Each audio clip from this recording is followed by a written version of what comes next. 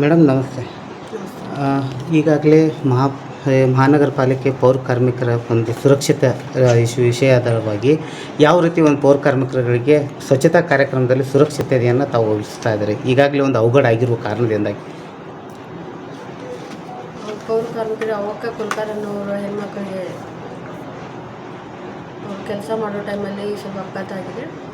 ಈ ಮುಂಬರುವ ದಿನಗಳಲ್ಲಿ ನಾವು ಮಹಾನಗರ ಪಾಲಿಕೆಯಿಂದ ನಮ್ಮ ಆಯುಕ್ತರು, ನಮ್ಮ ಮಹಾಪೌರು ಎಲ್ಲ ನಗರ ಸೇವಕರು ಎಲ್ಲರೂ ಕೂಡಿ ಚರ್ಚೆಯಲ್ಲಿ ತೊಗೊಂಡು ಮುಂದೆ ಅವರಿಗೆ ಒಂದು ಸುರಕ್ಷತೆಯನ್ನು ನಾವೆಲ್ಲೂ ಡಿಸೈಡ್ ಮಾಡಿ ಒಂದು ನಿರ್ಣಯ ತೊಗೋತೀವಿ ಅಂತ ಹೇಳ್ತೀವಿ.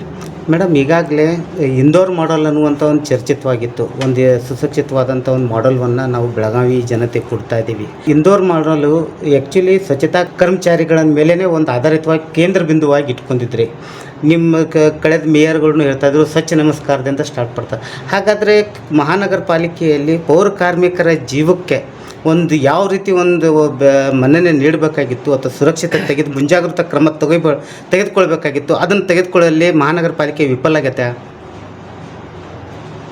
ಆ ಥರ ಏನು ವಿಫಲ ಅಂತೂ ಏನು ಆಗಿಲ್ಲ ಸರ್. ಇನ್ನು ಮುಂಬರುವ ದಿನಗಳಲ್ಲಿ ನಾವು ಆ ಥರ ಆಗದಂತೆ ನಾವು ನೋಡ್ಕೋತೀವಿ ಅಂತ ಹೇಳ್ತೀವಿ. ಅಲ್ಲ, ಈಗ ಅಚಾನಕ್ಕಾಗಿ ಆಕ್ಸಿಡೆಂಟ್ ಆದಾಗ ಮಹಾನಗರ ಪಾಲಿಕೆ ಅಲ್ಲಿ ಏನಾಗಿದೆ, ಆಕ್ಸಿಡೆಂಟ್ ಇದೆ.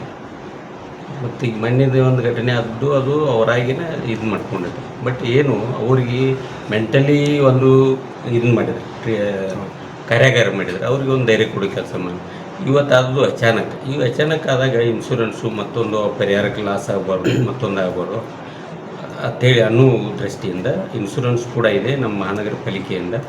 ಮತ್ತು ಆಲ್ರೆಡಿ 2 ವರ್ಷ ಹಿಂದುಗಡೆ ಅವರು ಇದಾಗಿದ್ದಾರೆ ಪರ್ಮನೆಂಟ್. ಅದಕ್ಕೆ ಏನು ಅವರಿಗೆ ಒದಗಿಸೋ ಕಾರ್ಯ ನಮ್ಮ ಪೂಜ್ಯ ಮಹಾಪೌರರು ಮತ್ತು ಆಯುಕ್ತರು ನಾವೆಲ್ಲ ಸೇರಿಕೊಂಡು ಅದನ್ನು ಮಾಡ್ತೀವಿ.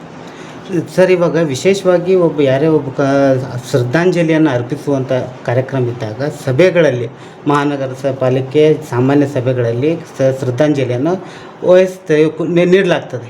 ಆದರೆ ವಿಶೇಷವಾಗಿ ಯಾರೇ ಮಹಾನಗರ ಪಾಲಿಕೆ ಶಾಸಕರುಗಳ ಅನುಪಸ್ಥಿತಿ ಮತ್ತು ಸದಸ್ಯರುಗಳ ಅನುಪಸ್ಥಿತಿಯಲ್ಲಿ ಶ್ರದ್ಧಾಂಜಲಿಯನ್ನು ಸಲ್ಲಿಸ್ತಾ ಇದ್ದೀರಿ.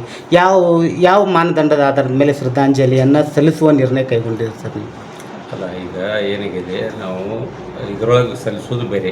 ಹಾಂ ಸರ್. ಆದರೆ ಈಗ ನಮ್ಮ ವೈಯಕ್ತಿಕವಾಗಿ ಅವ್ರಿಗೆ ಧೈರ್ಯ ತುಂಬೋ ಕೆಲಸ ನಮ್ಮ ಆಯುಕ್ತರ ನಿರ್ಣಯ ಸರಿ ಐತಿ. ಅದರ ಜೊತೆಗೆ ನಾವು ಕೂಡ ಅದನ್ನು ಕೈ ಜೋಡಿಸ್ಬೇಕಾಗೈತಿ. ಇಂಥ ವಿಶೇಷತೆ ಏನಾದರೂ ಅವ್ರಿಗೆ ನಾವು ಒದಗಿಸಿಕೊಟ್ಟಾಗ, ಯಾಕಂದ್ರೆ ನಮ್ಮ ಸಲುವಾಗಿ ಸ್ವಚ್ಛತೆ ಒಂದು ವಾರ ಅವ್ರ ಗಪ್ ಕೂತ್ರಂದ್ರೆ ಬೆಳಗಾವಿದ ಪರಿಸ್ಥಿತಿನ ನಿಭಾಯಿಸೋಕ್ಕಾಗಲಾರದಷ್ಟು ಹಾಳಾಕೈತಿ. ಅದಕ್ಕೆ ಅವ್ರಿಗೆ ಒಂದಿಟ್ಟು ವಿಶೇಷವಾಗಿ ಏನಾರು ಮಾಡೋದು ಏನು ತೀರ್ಮಾನ ತೊಗೊಂಡ್ರೆ ಅದು ಯೋಗ್ಯ ಐತಿ. ಅದ್ರ ಜೊತೆಗೆ ನಾವು ಮಾಡ್ತೀವಿ. ಅದ್ರ ಬಟ್ ಶಾಸಕರ ಅವೈಲಬಿಲಿಟಿ ಇದ್ದಾಗ ಅವ್ರು ಕರಿತಿದ್ರು, ಅವ್ರಿಗಿಲ್ಲ ಅನುಕೂಲ ಇಷ್ಟ.